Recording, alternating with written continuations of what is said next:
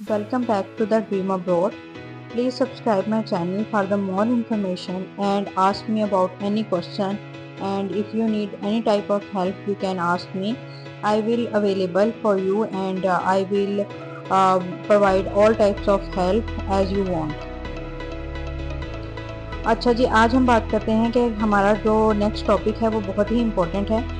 जैसे कि बहुत सारे लोग होते हैं जिनकी एजुकेशन कंप्लीट हो चुकी होती है लेकिन वो बाहर जाना चाहते हैं, तो उसके लिए जो एक ऑप्शन मौजूद है वो है स्वीडन जॉब सीकर वीज़ा, जो कि इन्होंने 2026 में लॉन्च किया था। और इसके लिए मैं आपको हर तरीके से गाइड करूँगी कि अगर एक बंदा स्वीडन जॉब सीकर वीज़ा पे जाना चाह रहा है तो वो किस तरीके से जा सकता है और इसके लिए क्या क्या रिक्वायरमेंट्स हैं, कौन सा बंदा जा सकता है और इसको किस तरीके से हम प्रोसीड कर सकते हैं। अगर आप ये चाहते हो कि मैं आपको एप्लीकेशन फिल करना भी सिखाऊं माइग्रेशन वर्कर पे, तो आप मुझे कह सकते हैं। मैं आपको माइग्रेशन वर्कर पे एक एज अ सैम्पल जो है वो एप्लीकेशन फिल करके बता दूंगी कि जॉब सीकर वीज़ा के लिए आपने इसको कैसे अप्लाई करना है।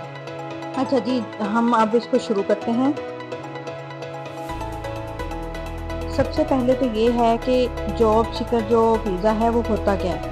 बेसिकली ये 9 मंथ के लिए जो है माइग्रेशन वर्कर जो है वो आपको अलाउ करती है कि आप स्वीडन में रह सकते हो। उस दौरान या तो आप अपने लिए कोई परमानेंट जॉब ढूंढोगे या फिर कोई ऐसा बिज़नेस इस्टेब्लिश करोगे जो कि उनके मुल्क को एम्प्लॉयमेंट देगी और जो उनके हक़ में बेनिफिटेड होगी। अगर आप ये दोनों काम कर सकते हो तो फिर आप जॉब सीकर वीज़े को रेजिडेंस परमिट में कन्वर्ट कर सकते हो और आप वहाँ से एक पर्सनल नंबर होता है, जैसे हमारे आधार कार्ड नंबर होते हैं या आईडी कार्ड नंबर होते हैं या पासपोर्ट नंबर होते हैं, इसी तरीके से वो आपको एक पर्सनल नंबर अलॉट कर देंगे जिसकी बेस पे आप वहाँ की मेडिकल फैसिलिटीज़ और वहाँ की एजुकेशनल फैसिलिटीज़ हर तरीके से अवेल कर सकते हो।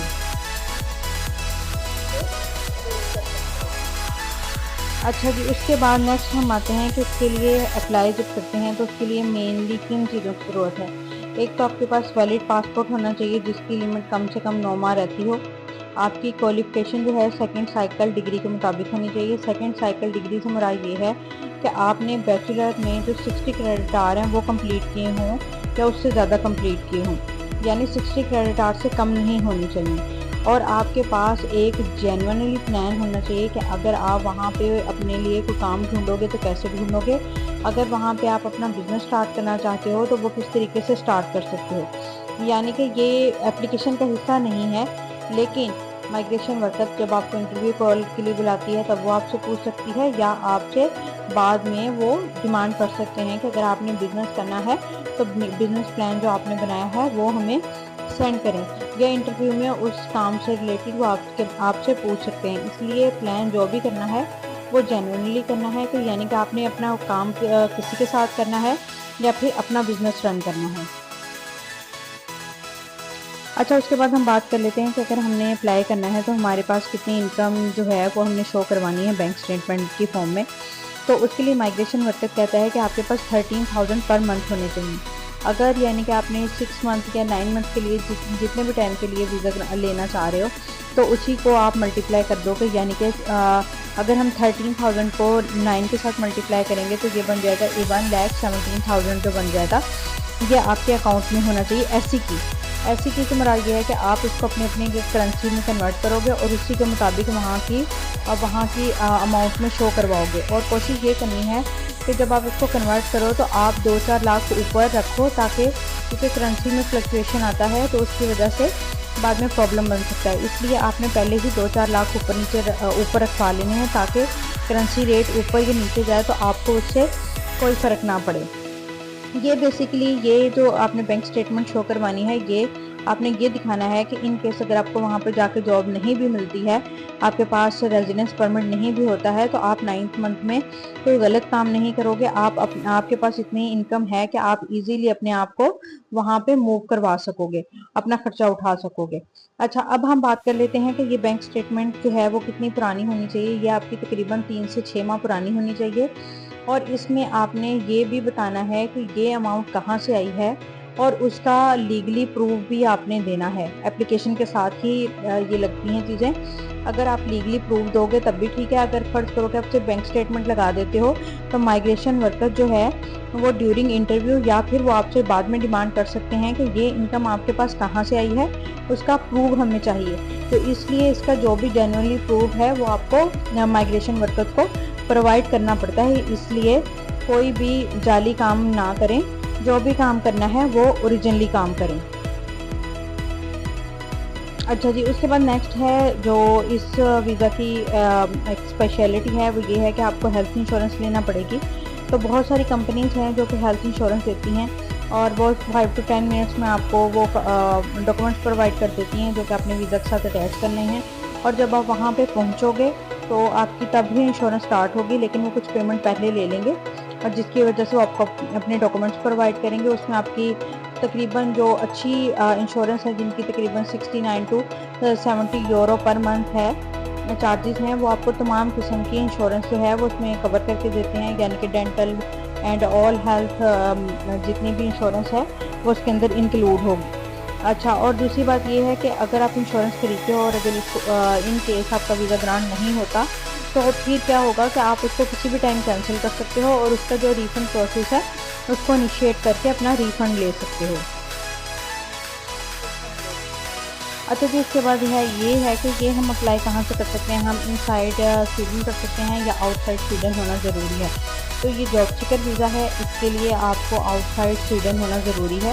اگر آپ سویڈن میں ہو گئے تو یہ ریجیکشن کا سبب بن سکتا ہے, اس لیے کوشش یہ کرنی چاہیے کہ آپ آؤٹ سائڈ سویڈن سے ہی اپلائی کرو تاکہ آپ کا جو ویزا ہے وہ لگ سکے اور آپ نے جو ریکوائرمنٹس ہیں وہ بھی کمپلیٹلی شو کرواؤ تاکہ ان کو کسی قسم کا ڈاؤٹ نہ ہو. کہ اب ہم بات کر لیتے ہیں کہ فرض کرنے کہ ہم نے جاب ڈھونڈ لی, اب اس کے بعد کا کیا پروسیجر ہے. جب ہم آن لینڈ کرتے ہیں, ہم جاب ڈھونڈ لیتے ہیں تو اس کے بعد ہمیں ورک پرمٹ کی ضرورت ہوتی ہے. اگر ہمیں جاب مل گئی ہے اور ہم نے ورک پرمٹ نہیں لیا تو یہ انلیگلی مانا جائے گا. ہم وہاں پہ کام اپنا سٹارٹ نہیں کر سکتے ہیں. ہم وہاں سے جو آفر لیٹر ملے گا اس کی بیس پہ سویڈن کے اندر رہتے ہوئے ورک پرمٹ اپلائی کریں گے اور اس کی بیس پہ ہمیں ورک پرمٹ الاؤ ہوگا جو کہ ہمیں ریزیڈنسی پرماننٹ ریزیڈنسی دے گا جتنے ٹائم کا آفر لیٹر ملے گا. اور اس کے بعد ہمیں پرسنل نمبر ملے گا اور اس پرسنل نمبر کو ہم یوز کرتے ہوئے اپنے بینک اکاؤنٹ اوپن کر سکتے ہیں. ہم اپنی دوسری بہت ساری چیزیں کام کر سکتے ہیں, یعنی کہ گھر کا کانٹریکٹ کر سکتے ہیں.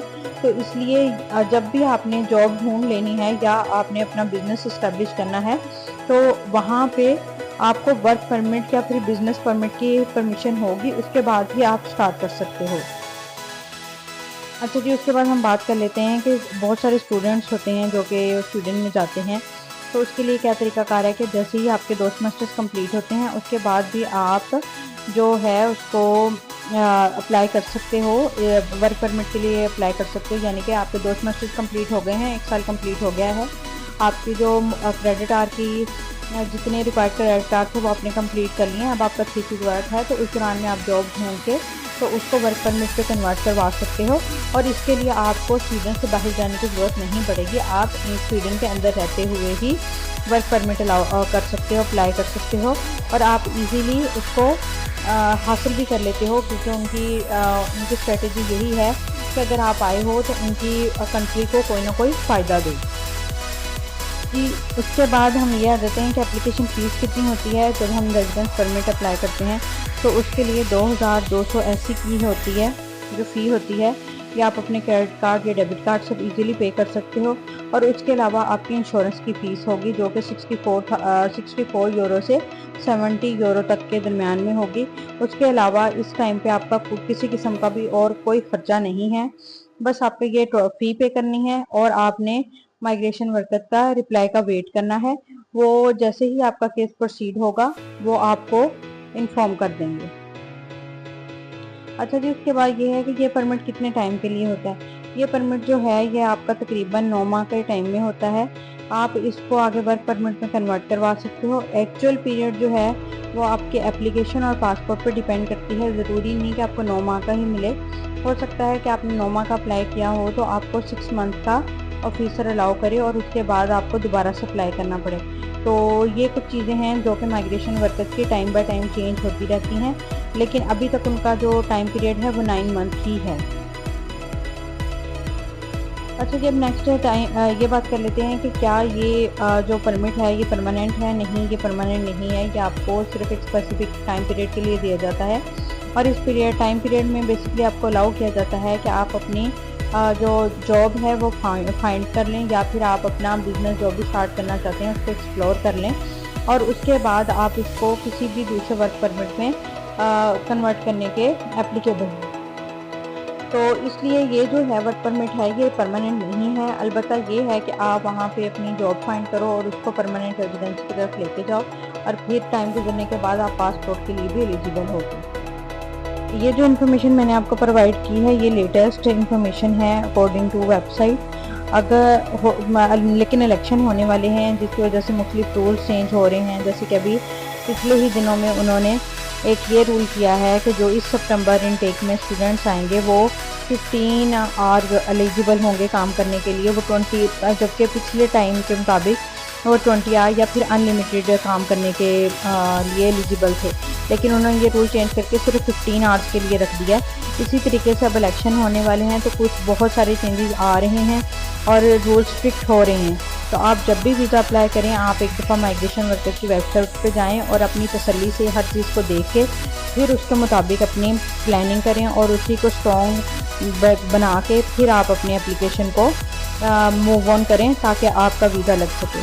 और मेरे चैनल को सब्सक्राइब करें। किसी भी किस्म का कोई क्वेश्चन हो तो आप मुझसे पूछ सकते हैं और इसके अलावा ये है कि मुझे सब्सक्राइब करें और ज़्यादा से ज़्यादा इन्फॉर्मेशन हासिल करें।